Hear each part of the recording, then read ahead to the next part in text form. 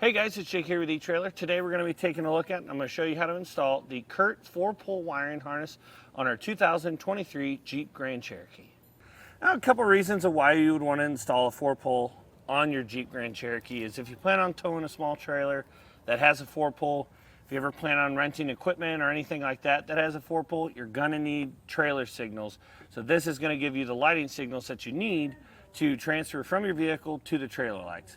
Another couple of reasons would be if you have a bike rack that has light accessories or a cargo carrier that might have taillights, this is also going to help to power those. This wiring harness is going to transfer your 4 basic signals to the lights on your trailer, which is going to be your left turn, your right turn, your stop, which is just a combination between the left and the right being applied at the same time, and your running lights. Now, one thing I like about this kit, and there's a lot of kits out there like this, is that to install this, you just tie into the back of the taillights with quick connect Y harnesses. You're not going to have to cut in any factory wiring. You will have one 12-volt wire that has to run from the converter box up to the battery of your vehicle. It's not super difficult. We'll show you how to do it.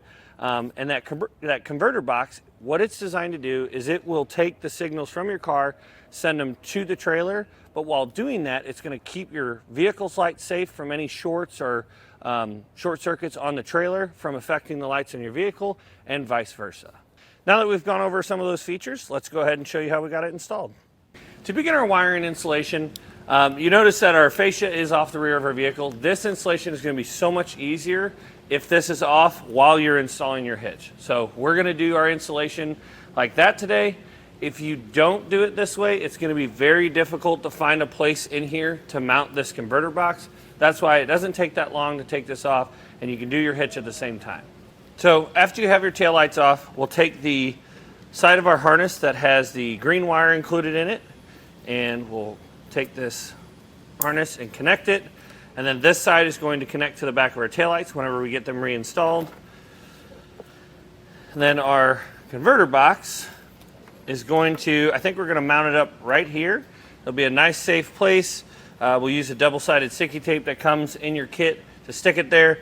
It's much easier to do it this way than if the fascia were still on. There's no space behind this taillight to mount it, which is where we would typically mount it. So we'll go ahead and get this stuck to the side, get our ground wire in place, and then start running our wire over to our driver's side. And we took the sticky tape that comes in your kit. We'll stick it right to the side of our vehicle. Press down on it. And now this tape, it's not super reliable. So if you don't put a self-tapping screw, that tape is more than likely going to, in a couple years, fall off, and then this box is going to rattle around. So we use a self-tapping screw to secure it. I will take a self-tapping screw that comes in your kit, and we're going to ground this right above our converter box.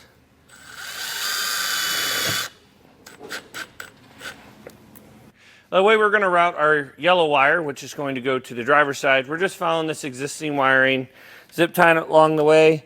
Our wiring does stop right here in the middle, but we'll still find a place to zip tie it. We can probably zip tie it up to the bottom of this, and then bring it all the way across, and then we'll go up into the back of our taillight like we did on the passenger side.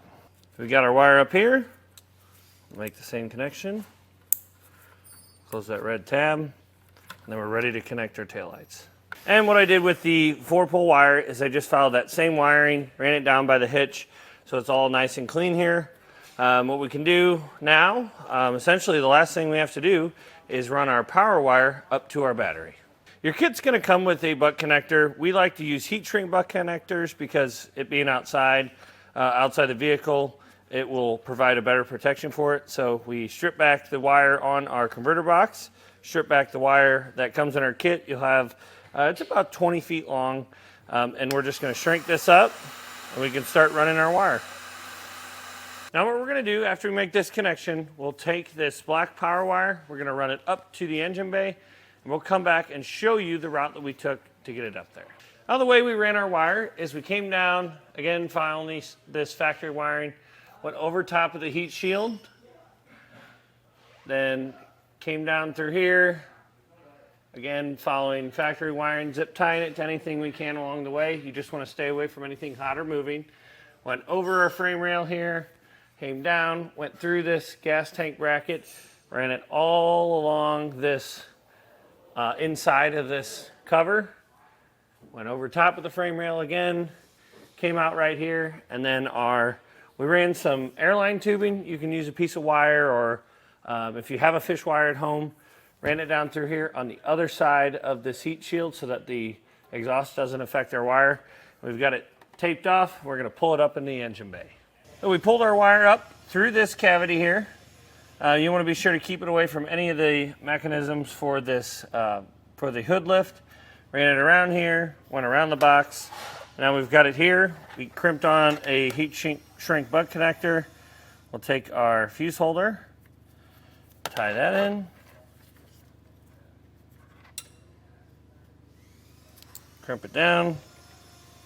And on the other side, we crimped on a ring terminal that will come in your kit. Now we'll have to take this cover off of our fuse panel, and we're going to tie into this power wire right here. And when putting this connection on, you want to be sure that your fuse is not in your fuse holder.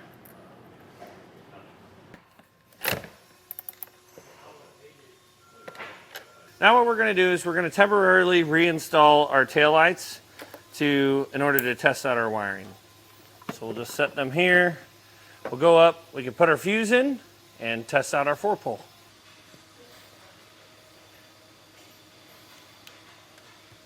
You can pick up one of these 4-pole testers on our website. It's not a bad thing to have around the house. If you find out you have a trailer light out or something like that, it's easy to throw this on your vehicle to see if it's the vehicle or the trailer. If it's not the vehicle, then it's got to be the trailer. So we'll use this to test out our functions. We have left turn, right turn, our brakes, and our headlights. Now that we know our wiring's working properly, we can go ahead and put our rear fascia back on the way that we took it off. Well guys, hopefully this information helped you decide whether or not the Curt 4-pole wiring harness is right for you in your 2023 Jeep Grand Cherokee.